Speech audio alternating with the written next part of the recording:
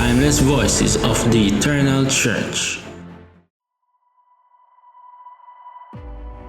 Cyprain, North Africa, September 14, 258.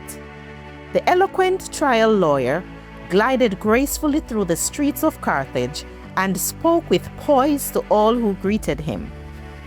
At middle age, he lived with an elderly friend, Cyprain, a priest who, knowing he was about to die, had asked Cyprain to care for his wife and family.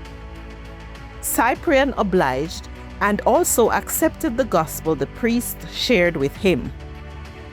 He then threw himself into serving Christ with as much vigor as he had previously applied to accumulating wealth, which he gave away to the poor. In about 248, he was selected as Bishop of Carthage, the largest church in Africa in one of the greatest cities of antiquity, poised on the continent's northern coast.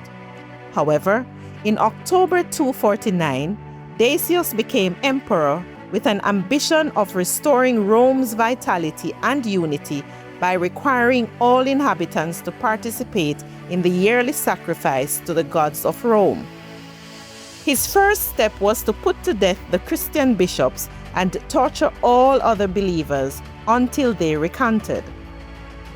On January 2250, Bishop Fabian of Rome was martyred. Cyprian took warning and retreated to the hills outside his city. Though many criticized him for fleeing, he was able to conduct the affairs of the church from this hideout and thereby prevent his flock from being entirely scattered. Once the proconsul arrived in April, the persecution in Carthage became severe. Children were tortured, women raped, and others burnt alive. 15 died of torture in prison. Some, after being tortured twice, were banished. Those who refused to recant were known as confessors. Nevertheless, at Carthage the majority apostatized or lapsed. And when the persecution let up after the death of Decius in 251, churches throughout the empire faced the dilemma of what to do with all the repentant members who had denied Christ just to save their skin. Surprisingly, many of the confessors were more eager to grant quick pardons to those who had lapsed and repented than some of the elders at Carthage and Novatian, a leading theologian in Rome. They viewed apostasy as a sin unto death. 1 John 5 verse 16. Cyprian took a middle road.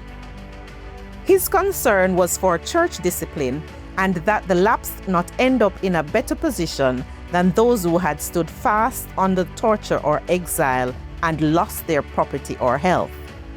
He wanted repentant apostates to perform extended penance, such as serving those in prison or ministering to the poor before being restored to good standing.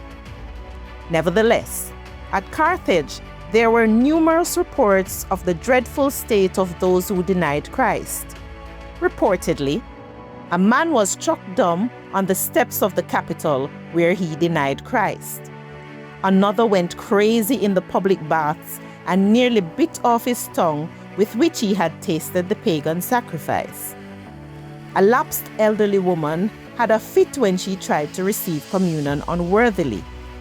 Fire was said to come forth from the sacrament when another lapsed woman reached for it. Another found the communion sacraments to be nothing but cinders when she tried to partake. On the other hand, because they stood against apostasy, martyrs and confessors were held in high esteem in the church. The spiritual authority of confessors sometimes rivaled that of bishops. The anniversaries of martyrs' deaths began to be celebrated as feast days or heavenly birthdays, and numerous stories circulated of their seemingly miraculous feats of prayer during their lifetimes, so much so that people began to pray to them after their death to intercede on their behalf. No retreat. When Emperor Valerian ascended the throne, persecution of Christians was renewed. This time, Cyprain did not flee and was arrested and tried before the proconsul Paternus, where he declared himself a Christian and a bishop. At first, he was exiled to Carubis, but then he was brought back by a new proconsul, Galerius Maximus, and retried. When he refused to sacrifice to the Roman gods, he was condemned and beheaded on September 14, 258 AD. He was the first African bishop crowned by martyrdom. Jesus said, "Whoever confesses me before men, him I will also confess before my Father who is in heaven. But whoever denies me before men, him I will also deny before my Father who is in heaven." Matthew 10 verses 32 to 33. Reading from the complete book of Christian heroes, over 200 stories of courageous people who suffered for Jesus, compiled by Dave and Nita Jackson. This is the Eternal Church of Jesus Christ, the record.